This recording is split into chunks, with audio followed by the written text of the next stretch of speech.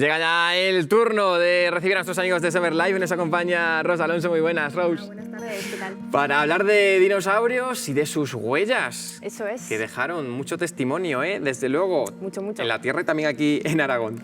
Eso es. ¿Cómo se llaman esas huellas? Porque tienen un nombre propio. Tiene un nombre, se llaman ignitas. Ignita. Y me dirás, ¿por qué se llaman ignitas? Pues a ver, la palabra viene de ignos, del griego, que significa huella, por lo tanto es una huella fósil, básicamente, ni más ni menos que una pisada o cualquier rastro de actividad que dejaron en el sedimento hace pues, miles de años, ¿no? en tiempos pasados, pues un ser vivo, básicamente. Nos cuentan muchas cosas, imagino, ¿no? Podemos sacar mucha información. Eso es, por ejemplo, en el caso de los dinosaurios, bueno, estos yacimientos de ignitas se formaron en el Mesozoico, ¿no? Hace millones de años. Entonces nos pueden contar muchas cosas sobre estos animales. Por ejemplo, cómo sería la forma real de los pies y las manos de estos animales. Si, por ejemplo, andaban de manera bípeda o cuadrúpeda, ¿no? Si andaban a 2 patas o a 4 patas. Si encontramos solamente huellas de pies o huellas de manos y pies. También su velocidad. ¿Hasta la velocidad? Hasta la velocidad, si andaban, si caminaban.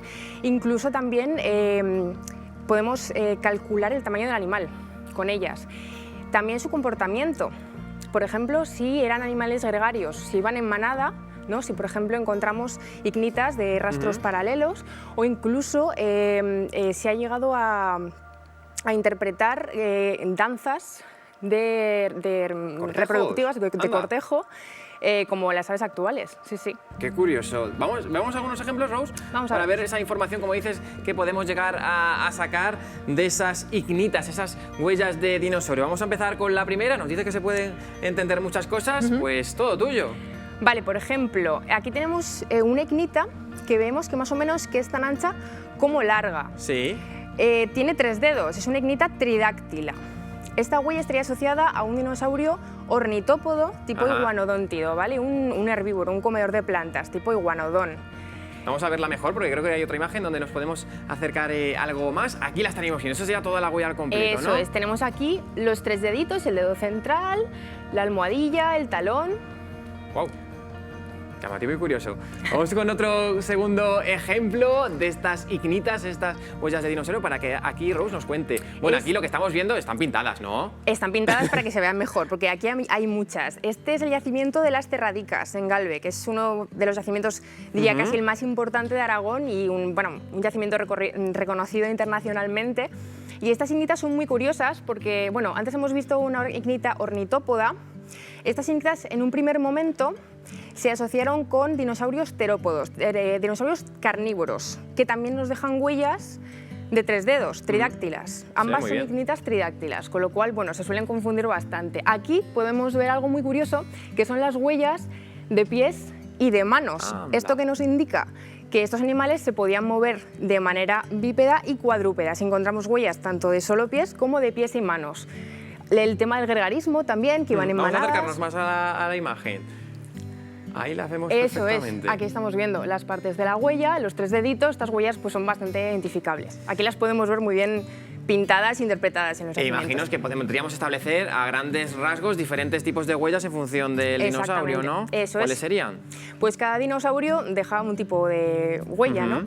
Entonces podemos ver, por ejemplo, estas serían las ignitas terópodas de las que acabamos de hablar, que serían tridáctilas con 3 dedos, que como ves se parecen muchísimo a estas, que son las ornitópodas. Pero claro, es un dinosaurio completamente distinto. Tenemos un carnívoro y un herbívoro. Después tendríamos, por ejemplo, 2 aquí cuadrúpedos, que serían bueno, los dinosaurios saurópodos, cuellilargos, los piecitos, ¿no? Que tendríamos aquí la huella del pie, de forma ovalada, y la huella de la mano en forma de media luna. Y después los estegosaurios, que todo el mundo los conoce, los tireóforos, se marcarían también 3 deditos, pero de una manera pues muy suavecita, ¿no? Y la mano de forma arriñonada. Formas diferentes, Rose, pero para que se formen, ¿qué es lo que tiene que pasar? ¿Qué es lo que tiene que ocurrir? Vamos a reproducirlo un poco, bueno, ¿te parece? Pues vamos a ver. Venga, yo me presto. Imagínate que eres un dinosaurio. Soy un dinosaurio. y estás caminando por una zona deltaica, Vale, yo voy caminando. una zona de barro y pisas. Y plantaría, tengo que pisar, madre mía. Tienes que pisar como si pesaras fuerte, con una fuerza. muchos kilos. Eso es. Entonces, dejas tu huella Yo impresa ya en he el dejado sedimento, aquí la huella, me levanto y me voy. sigues andando, eso es. Poca fuerza tengo yo de dinosaurio, ¿eh? Entonces esta huella pues, se ha quedado aquí impresa en el sedimento, ¿no? Es un barro blando. Entonces, ¿qué ocurre? Que esa huella, poco a poco, con el paso del tiempo, se va cubriendo de sedimentos. Vamos a simular el paso del tiempo. Eso es. Serían, por ejemplo, pues vegetación que cae sobre Ahora encima. están pasando como miles de años. Si pasan, imagínate, yo qué sé, una corriente de agua que arrastra sedimentos, pues también al Eso final es. pues, se podría acabar totalmente sepultada, ¿no? Exacto. De hecho, se podría producir incluso una deformación de la huella si, por ejemplo, el barro está demasiado blando, ¿no? Pero pasa el tiempo. ¿Qué pasa? Ha Mucho pasado el tiempo, entonces, pues, los sedimentos se van moviendo. Se irían como retirando, ¿no? Se van retirando y entonces Y haciendo un buen aparece- trabajo arqueológico, ¿no? Eso es.